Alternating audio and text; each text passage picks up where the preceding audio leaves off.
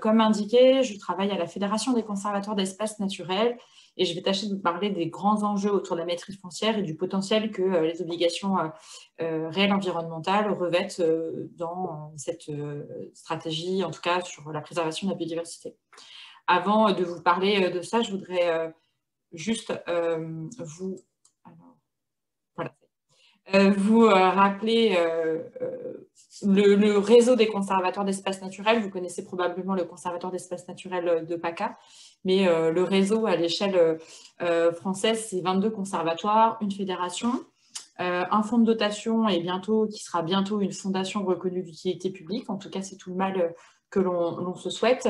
Plus de 3500 sites gérés sur la France et à peu près, enfin peut-être même plus, de 3 millions de visiteurs, en tout cas 6 millions, c'est ceux qu'on peut décompter, qui sont accueillis sur les sites ouverts au public, sachant que la totalité des sites gérés par les conservatoires ne sont pas ouverts au public. Vous voyez, sur les 3700 sites gérés, il n'y en a que 1300 qui sont ouverts au public.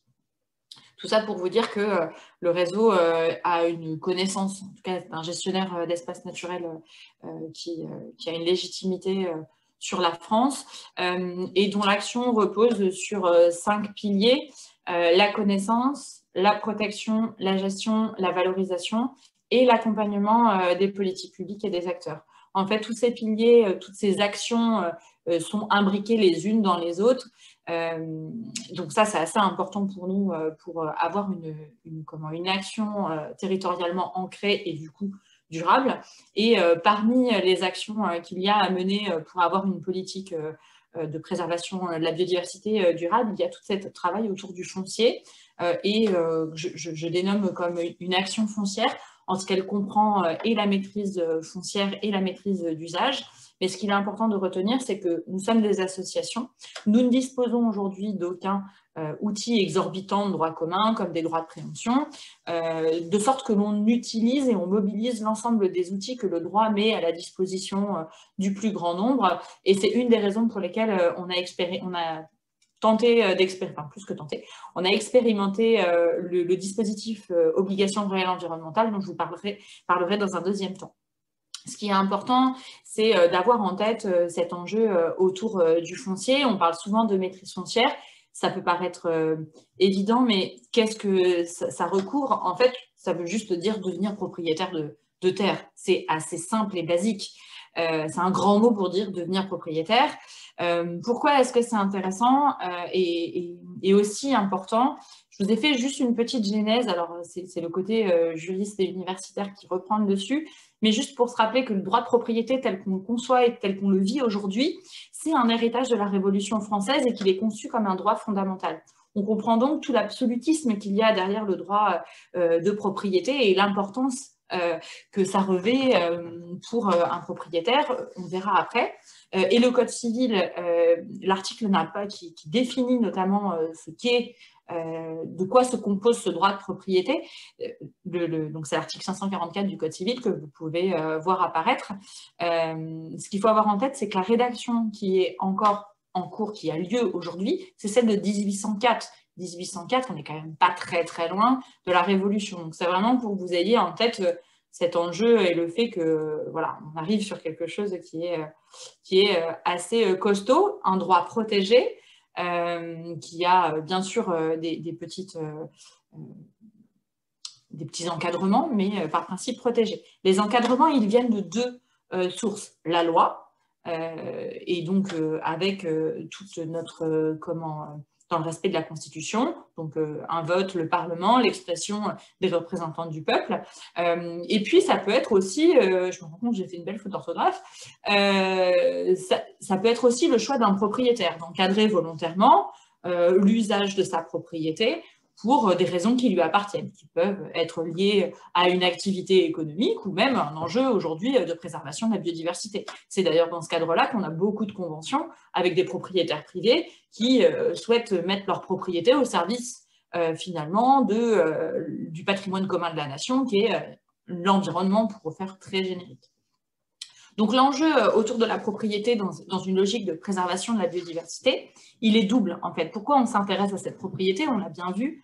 La première chose, c'est d'assurer la pérennité des actions. quand on maîtrise le foncier, quand on en est propriétaire, on détient les droits les plus absolus que l'on peut sur le foncier en question. Et donc, on peut s'inscrire dans un temps long. C'est d'autant plus, le temps, le pas de temps est d'autant plus intéressant quand on est une personne morale, puisque, bien sûr, une personne morale peut disparaître, mais elle n'est pas liée à la vie physique, matérielle qu'un individu comme vous et moi. Et puis, c'est l'autre face de la même pièce de la propriété et de l'enjeu de la propriété foncière, c'est que le droit de propriété, on le disait, nous donne les droits les plus absolus sur un bien, et donc les droits les plus absolus, quand on concède l'usage à quelqu'un d'autre, on ne peut pas donner plus de droits que ce que l'on a, donc on en a beaucoup, et on peut, dans le cadre de justement la mise à disposition de foncier, définir des pratiques à faire ou surtout à ne pas faire.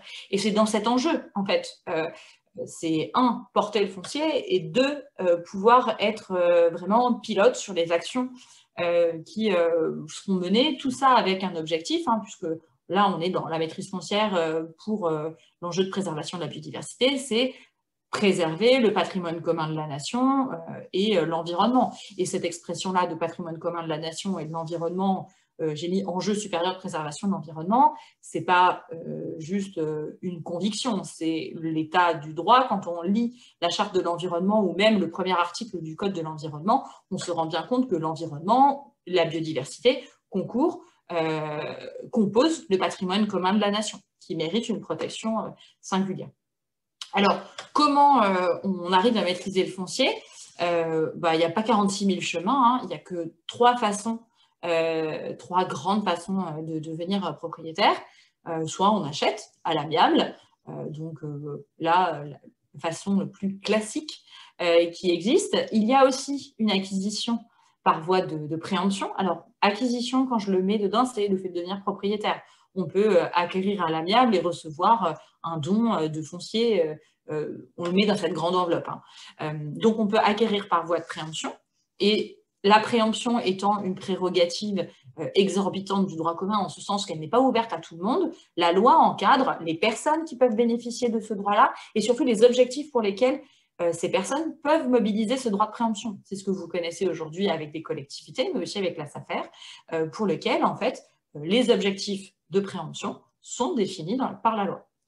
Et puis, il y a une dernière voie qui est possible, c'est l'acquisition par voie d'expropriation. Donc, finalement, et ça, l'expropriation, c'est pas juste le matin en se rasant, en se disant, tiens, si j'expropriais, c'est beaucoup plus fin et encadré que ça, parce que c'est quand même une procédure lourde et qui est quand même singulière, en ce sens qu'aujourd'hui, on est propriétaire pour une raison, et c'est pour une très bonne raison qui est l'utilité publique, que la personne, moyennant indemnité, va être privée de sa propriété. Donc ça, c'est les trois grands chemins. Et parmi ces chemins, en fait, ce qu'il faut avoir en tête, c'est que l'objectif, c'est être vraiment propriétaire pour agir durablement. C'est cette pérennité de l'action qui est très importante. Et aujourd'hui, sur les enjeux de biodiversité, c'est de plus en plus envisagé. C'est d'autant plus important d'envisager cette question de la maîtrise foncière parce que, on le voit bien, en fait, au-delà de l'enjeu purement biodiversité, vont se greffer des enjeux de maîtrise pour la préservation de la ressource en eau ou d'autres enjeux assez forts. Ce qu'il faut avoir en tête, c'est que la maîtrise foncière s'envisage et il ne faut pas ignorer l'enjeu de la maîtrise d'usage puisque c'est assez rare qu'on soit propriétaire pour utiliser nous-mêmes en propre le foncier acquis. Donc derrière, il faut aussi envisager tous les contrats qui permettent de concéder un usage à un tiers pour justement mettre en œuvre des pratiques qui concourent à l'objectif qui peut être donc la préservation de la ressource en eau ou la préservation de la biodiversité. Et on a depuis 2016 un nouvel outil qui a été créé, qui est pas vraiment de la maîtrise d'usage par rapport à ce qu'on a l'habitude de côtoyer, mais pas non plus de la maîtrise foncière. C'est vraiment le pont entre ces deux outils qui nous permet d'agir sur les enjeux d'usage du foncier tout en ayant la durabilité et des attaches fortes à la propriété. Et c'est ça qui fait la saveur et le potentiel de l'outil, donc des obligations réelles environnementales. Ça y est. Donc, rapidement, ce dispositif, vous ne trouverez pas 26 000 articles pour savoir ce que c'est. Vous verrez la définition des obligations réelles environnementales au Code de l'environnement. Et c'est l'article L132-3 du Code de l'environnement qui précise, donc il n'y a qu'un seul article, pas de disposition réglementaire, ça sera assez rapide pour avoir les infos.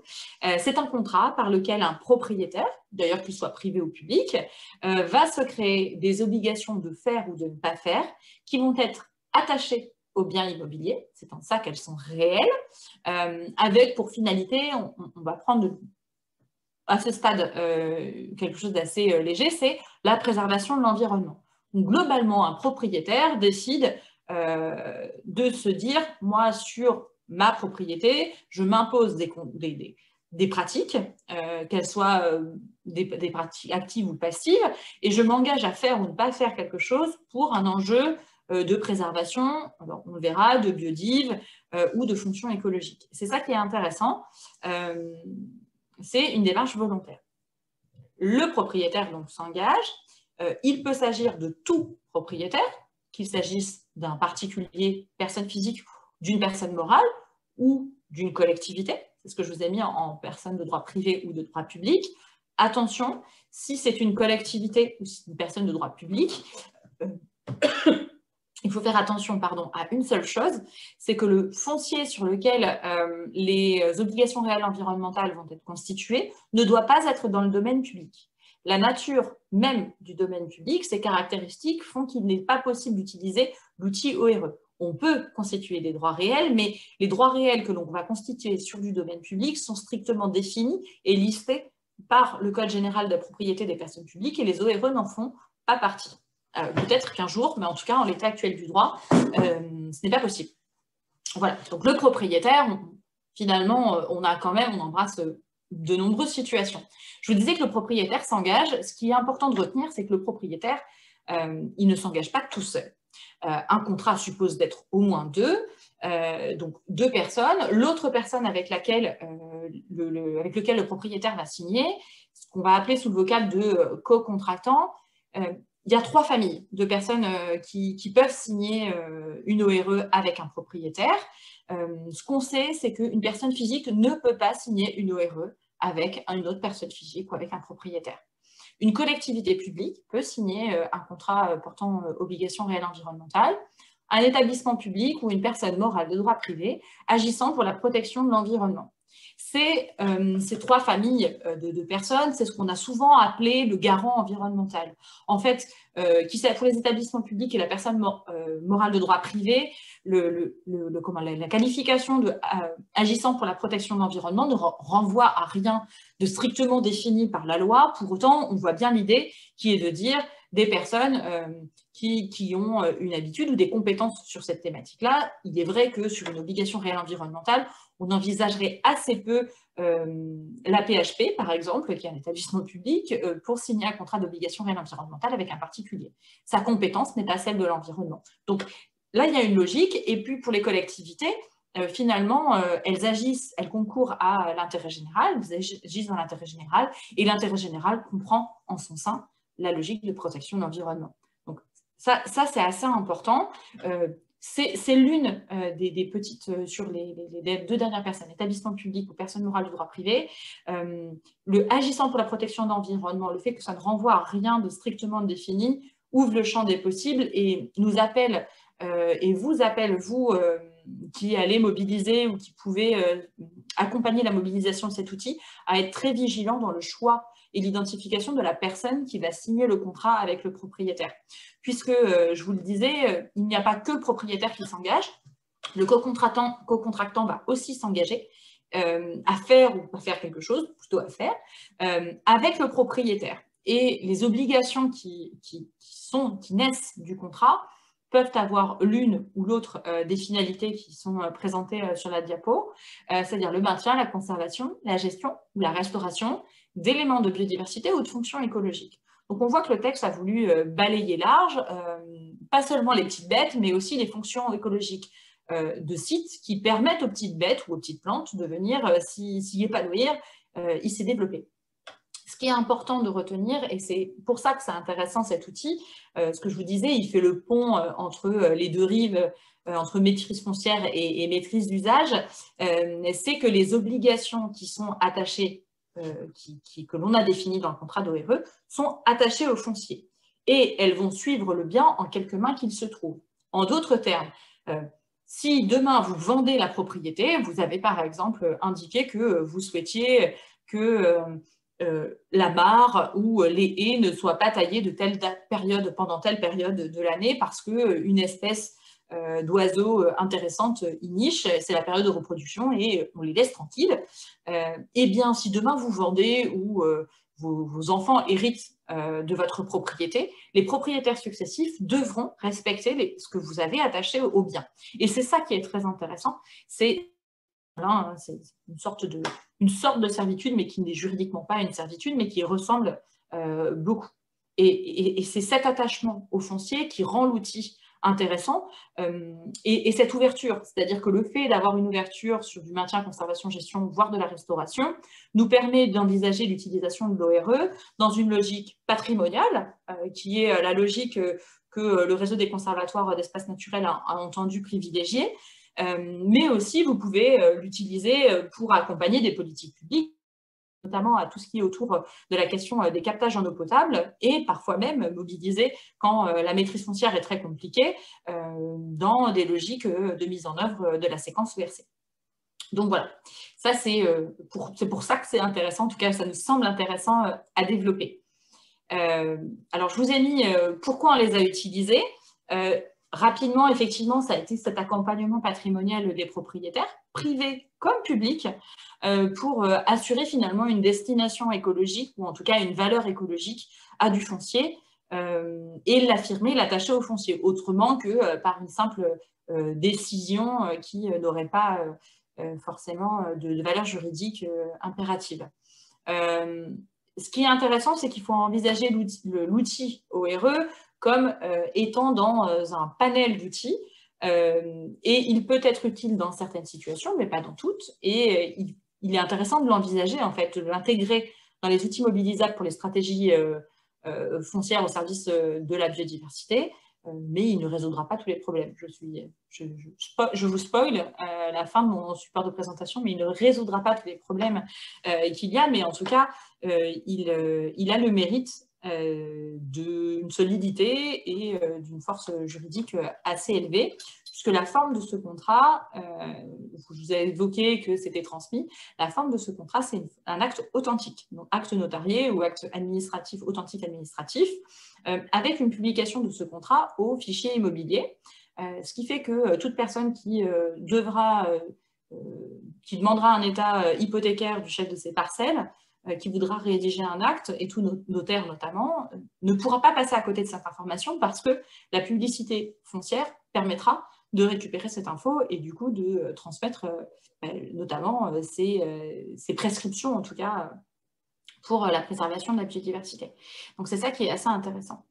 Alors, rapidement, pour que vous ayez tout et que vous ayez du temps pour les interventions suivantes, de notre expérience, aujourd'hui, ce que l'on a, c'est il faut entre 2 et 5 mois pour signer un contrat d'ORE. Ce n'est pas beaucoup plus long que des conventions classiques. Ça peut être variable. Hein.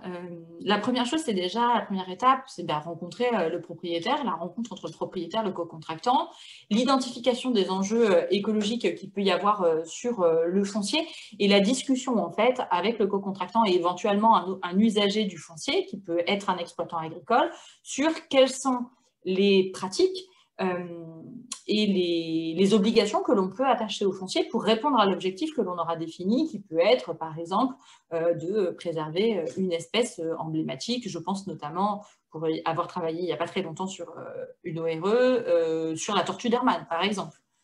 Voilà, donc là, vous avez tout ce temps d'échange informel, mais qu'il y a dans tous les cas, dans tous les cas, pardon, quand on rédige un contrat, c'est de l'humain et du droit, mais avant tout de l'humain, d'autant plus quand on est sur du foncier. Et puis, vous avez la formalisation du contrat par acte authentique. Et on a l'impression que le travail est terminé, mais finalement, ce n'est que le début de l'aventure pour préserver la biodiversité, en ce sens que le contrat, il est conclu pour une durée de 0 à 99 ans. Vous pouvez choisir des contrats de 30 ans, de 50 ans ou d'un peu moins. Je vous ai mis là 99 ans parce que je suis très optimiste et que on a essayé de faire en sorte qu'un grand nombre de contrats signés par nos collègues dans le réseau, mes collègues du réseau des conservatoires, aient signé des contrats de 99 ans. Mais après, l'enjeu, c'est l'exécution de ce contrat et le suivi des mesures, des obligations. Et là, il faut l'envisager. C'est en ça que le contrat d'ORE n'est pas le remède à toutes les difficultés que l'on peut rencontrer, puisqu'il faut bien le rédiger pour le mettre en œuvre et envisager aussi le coût de la mise en œuvre de ce contrat. Globalement, ce que nous, on a retenu, les 2 dernières diapos, de la mobilisation de l'outil ORE, la première chose, c'est que sur l'utilisation de cet outil, il faut vraiment que vous ayez en tête, c'est d'abord le projet. Être sûr de ce qu'on veut faire, où on veut aller, qui sont les parties qui vont jouer dans ce grand jeu pour la biodiversité. Et après, on construit le contrat. Tant que le contrat, si on a bien défini les contours du projet, la rédaction du contrat sera beaucoup plus fluide et beaucoup plus confortable, tant pour les juristes qui vous accompagneront, et même pour bien vivre et négocier les sanctions. Les sanctions, tout en fait. C'est vraiment la première démarche à avoir, et ça paraît évident, mais je peux vous assurer que d'expérience, cette évidence, le nombre de fois où mais qu'est-ce qu'on veut faire vraiment? Pourquoi on se retrouve? Quel est l'objectif? Et parfois, l'outil ORE n'est pas adapté. Donc, il faut vraiment se poser cette question et après viendra l'outil. La deuxième chose qu'il faut avoir en tête, c'est vraiment, comme on est sur un propriétaire qui reste propriétaire de son foncier, il faut bien échanger avec le propriétaire présent et le propriétaire avec lequel on signe, quels sont ses projets à court, moyen et long terme sur ce foncier-là. Et en fait, les ORE aujourd'hui, où ça a il a fallu mettre un petit peu d'huile pour que ça fonctionne maintenant, sont des ORE où finalement, on n'avait pas alors c'est pas dans le réseau des conservatoires, c'est d'autres personnes que j'ai accompagnées, mais sur lesquelles en fait, on n'avait pas pris assez de temps pour échanger, pour discuter avec le propriétaire de qu'est-ce que lui voulait faire sur le foncier dont il reste le propriétaire.